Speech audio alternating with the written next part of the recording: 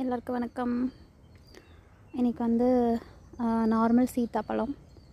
இது பழம் ஆகலை, ஆனால் நல்லா முத்திடுச்சு.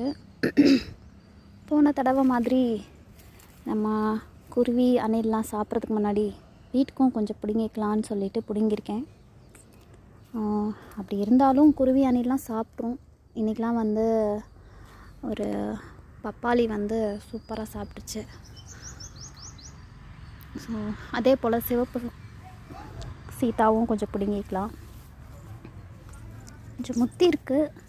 பிடுங்கி அரிசிக்குள்ளே வச்சிட்டோம் அப்படின்னா நல்லா பழுத்துரும். டெய்லி ஒன்று சாப்பிட்டு கொண்டுதான்.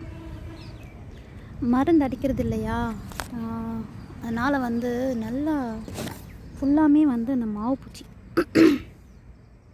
இதுக்கு நானும் என்னென்னமோ பண்ணி பார்க்குறேன். அப்படி இருந்தாலும் ஃபுல்லாக போக மாட்டுது. பார்ப்போம். பார்த்திங்களா எவ்வளோ மாவு பூச்சி இருக்குன்னு.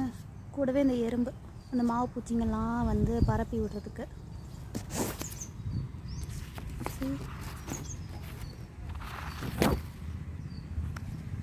ஓகே,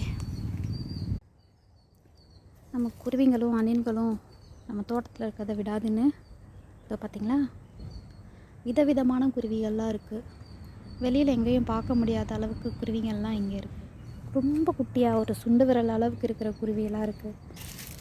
நிறைய வண்ண வண்ணமாக இருக்குது. குருவிங்களோட கலர்ஸ் எல்லாம் பார்க்கும்போது ஆசையாக இருக்குது. நிறைய இருக்குது. அதெல்லாம் ஒரு நாளைக்கு வீடியோ எடுத்து போட்டு விடுறேன். வேறு எங்கேயும் பார்க்க முடியாது. நம்ம இங்கே நம்ம தோட்டத்துக்குள்ளே தான் பார்க்க முடியும். நம்ம தோட்டத்தில் பூத்த ரோஜாப்பூ இதோ இதுலேயும் வந்து ஃபுல் பிங்க்கு நிறைய பூத்திருந்தது. அப்போ நான் வீடியோ எடுக்காம விட்டுட்டேன். டார்க் ரெட் கலர், இது கொஞ்சம் பெருசாக வரும்னு நினைக்கிறேன் இந்த டைம். அணில் பண்ண வேலை இது. எப்படி சாப்பிட்டுருக்கு பார்த்திங்களா? நல்லா சதையெல்லாம் சாப்பிட்டுட்டு தோலை மட்டும் விட்டு வச்சுருக்கு மக்களே.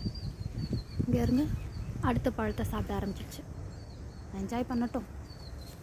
அவங்க சாப்பிட்டது போக மிச்சம் இருந்துச்சுன்னா நம்ம பிடிங்கிற வேண்டிதான்.